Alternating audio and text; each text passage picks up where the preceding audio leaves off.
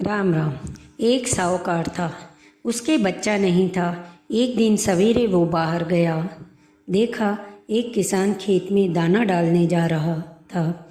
साहूकार मिलते ही वो वापस लौट गया और बोलता गया, आज तो शगन अच्छा नहीं हुआ। साहूकार ने सुना तो उसका मुंह उतर गया। उसकी पत्नी ने पूछा, आज क्या बात है? साहूकार ने सारी बात बताई तो पत्नी बोली कि आज चिड़िया आई थी, वे भी बोली कि बच्चे नहीं हैं तो दाना कहाँ से मिलेगा। यह सुनकर साहूकार दुखी हुआ। उस दिन से वो सूरज भगवान की आराधना करने लगा। 12 वर्ष बीते। राणा देजी ने सूरज भगवान से कहा, भक्त पुकार आपने नहीं सुनी तो कोई आपको नहीं मानेगा।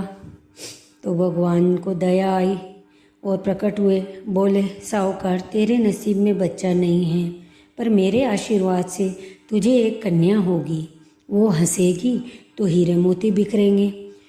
उसने घर आकर पत्नी को बतलाया। 9वें महीने में एक कन्या ने उसके घर जन्म लिया। नायन आती नहलाती तो वह हंसती मुस्कुराती, हीरे मोती गिरते, उसको वो नायन लेके चली जाती। 1.25 महीना बीत गया। साहूकार की पत्नी नायन से बोली कि अब मैं निला दूंगी। वह निलाने लगी बच्ची को, तो बच्ची हंसे तो हीरे मोती गिरे। अब वो समझ गई कि नायन ने तो खूब हीरे मोती इकट्ठे कर लिए।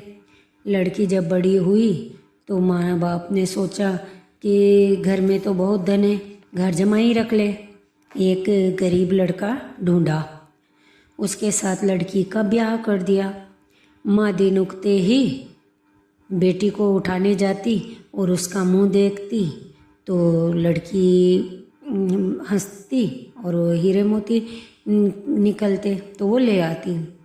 एक दिन लड़की का पति बोला कि अपने बीच ही सुबह सुबह माँ का क्या काम? तो लड़की बोली, माँ का नियम है कि सुबह होते ही वो मेरा मुंह देखती है।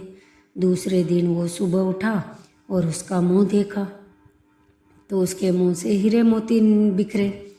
वो समझ गया कि इसीलिए सासू माँ इसका मुंह पहले ही देख लेती है। थोड़ी देर बाद लड़की की माँ आई तो हीरे मोती नहीं मिले। माँ समझ गई कि जवाई को पता चल गया। माँ के मन में कपट आया।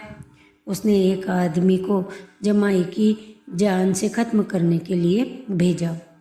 आदमी ने जमाई को मार दिया और उसका सिर सासू माँ को लाके दे दिया। राणा दे ने सूरज भगवान से कहा, देखो हमारी दी हुई कन्या का पति मार दिया गया है। राणा दे और सूरज भगवान मानव का रूप धरकर भिक्षा मांगने गए और उस कन्या के पति का सिर ले आए। अंग जोड़कर अमृत का छींटा दिया। वो उठकर बैठा हुआ। घर गया तो बेटी ने पूछा, पोष रविवार का मेरा नियम है कि दिन अस्त हुए बाद में खाना नहीं खाती, फिर आप इतनी देर से क्यों आए? वो बोला कि तेरी माँ ने मुझे मारने के लिए आदमी भेजे थे और सारी कहानी बतला दी। बेटी बोली, अब हम यहाँ नहीं रहेंगे, जो माँ मेरा सुहाग छीन ले वो क्या काम की। बेटी अपनी पति के साथ अपने घर में रहने लगी। उसके घर में सुख समृद्धि हो गई और माँ के घर में धीरे धीरे दरिद्रता आ गई। सूरज भगवान बेटी पर प्रसन्न हुए। वैसे हे सूरज भगवान सब पर प्रसन्न रहना, सबके घर धन दौलत से भर देना। बोलिए सूरज भगवान की जय। धन्यवाद। मेरा चैनल सब्सक्राइब करें।